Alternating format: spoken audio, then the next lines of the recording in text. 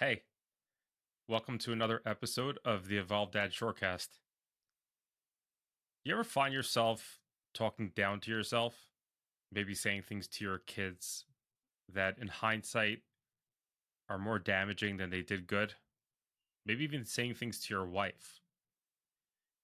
It's something that we deal with on a day to day basis, just with basic frustrations or any other issues that we're dealing with. It's not always easy to control. So that's what I want to discuss today. Discuss how important it is that we choose our words and that we make use of the proper words. So, this all goes back to our subconscious programming. When we live in an environment or we exist in an environment, when we're around other people that may be talking negatively or have a negative approach to life, can really turn us to the negative. And we don't even realize it, but it's a very big problem. And the way that we can get around that is by acting how we want to react, which sounds kind of simple, maybe even cliche. But let's think about it for a minute. If I say I have to go to work, what is that? What's that feeling that I have?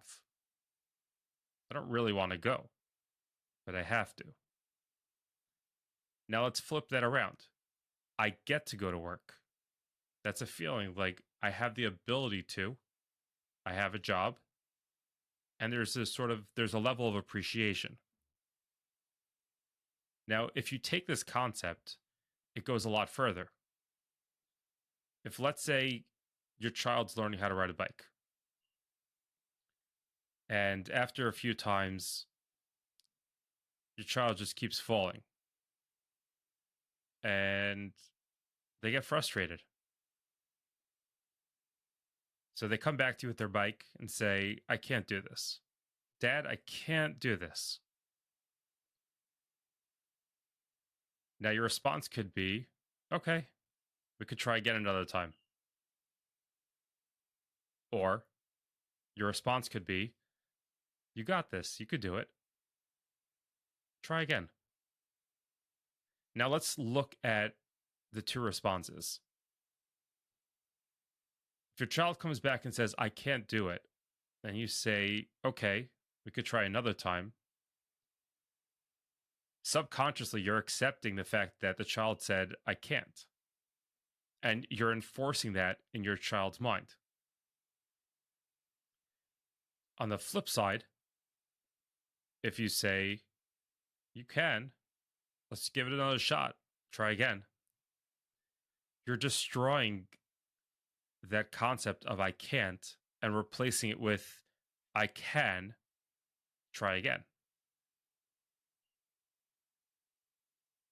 There's a very subtle difference, but it can be very powerful because we're switching something not only in our own mind, but in our child's mind as well.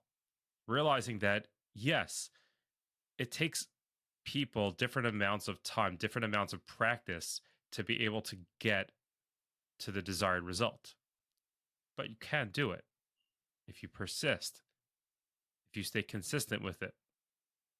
Some people can work out and get a six pack in a matter of weeks. Others, it may take longer. And whatever it's attributed to, be it diet, genetics, whatever you want to say, but it doesn't make a difference. When it comes down to it, the important thing is choosing your words wisely. But in a situation where your child's coming back to you after trying to ride their bike for the first time, your initial reaction is going to be based on whatever your subconscious programming is. So if you're going to, in general, have that negative mindset, that's what's going to come out. Unless you're conscious of what's happening, you may catch yourself. You may be able to go back and say, no, you can do this. But you have to program your subconscious if you want to have that initial reaction of positivity, where you're encouraging your child. and realizing that the entire concept will change your entire approach to life. It will change how you appreciate your day to day. And it's going to come to a point where that's going to be your new norm. That's all you're looking to do is change what the day to day is. What's your norm? Everybody's created a subconscious norm. That's what we're working on changing. Because now your conversations are going to be focused about positivity, about growth, about looking for another way to accomplish whatever it is, about not staying down, not choosing to play the victim card, but to say, I'm going to heal, to say that I'm going to get better, I'm going to find a way. And it's going to bring positivity. And through the positivity, you're going to have tremendous growth, both for you and for the people that you're interacting with on a daily basis.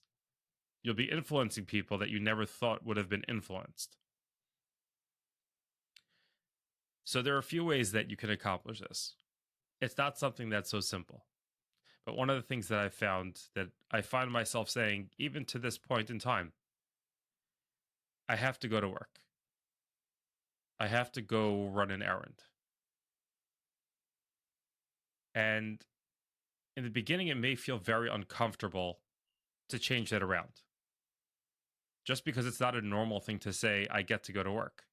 It's more of, I have to go to work. I have to go run an errand, which is okay to say. But the question is, how do you want your subconscious to be programmed?